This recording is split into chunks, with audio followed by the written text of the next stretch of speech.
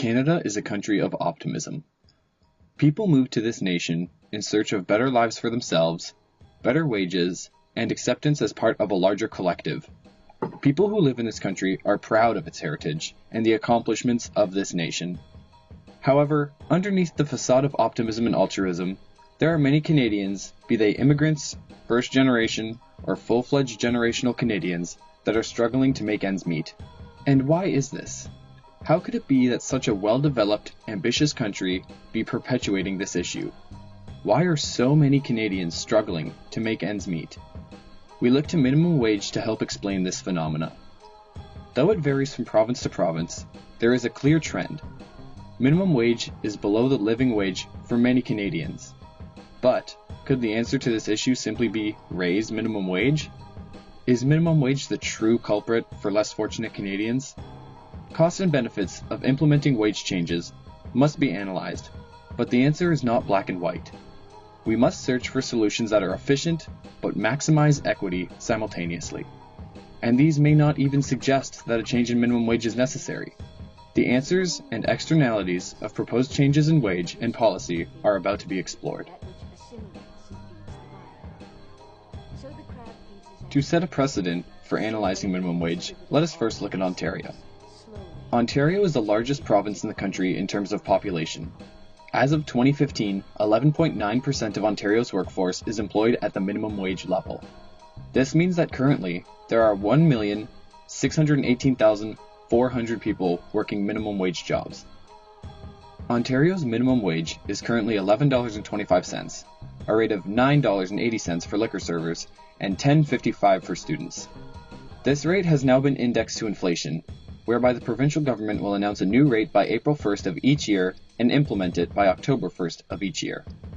Ontario has the second highest minimum wage in the country, just behind the Northwest Territories rate of $12.50. But what does this mean for employment and poverty in Ontario? Currently, Ontario has an unemployment rate of 6.8%, which makes it the third most employed province in the nation. It also has the second lowest labor mobility in Canada, with only 1.7% of Ontario's labor force coming from other provinces. However, despite these impressive statistics, youth unemployment has been on the rise in Ontario.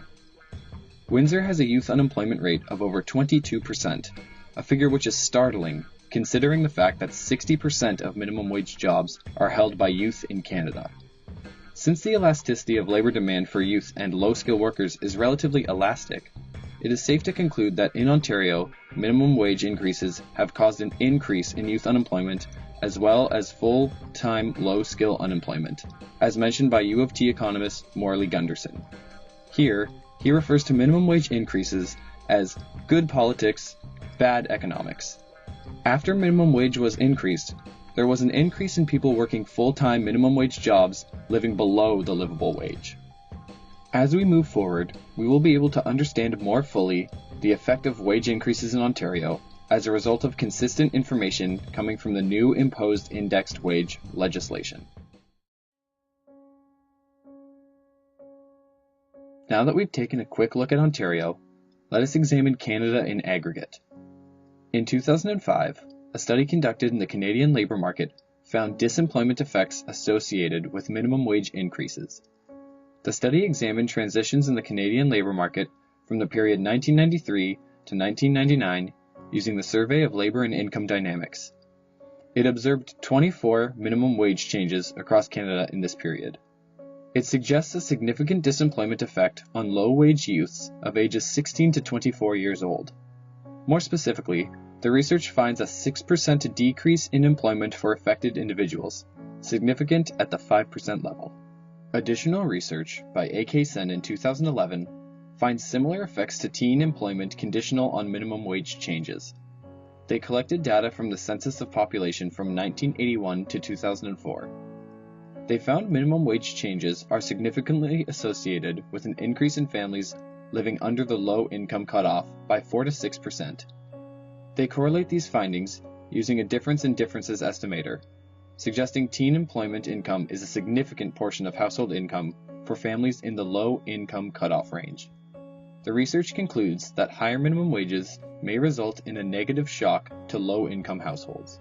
Further research was conducted in 2013 with wage increase created using Powtoon.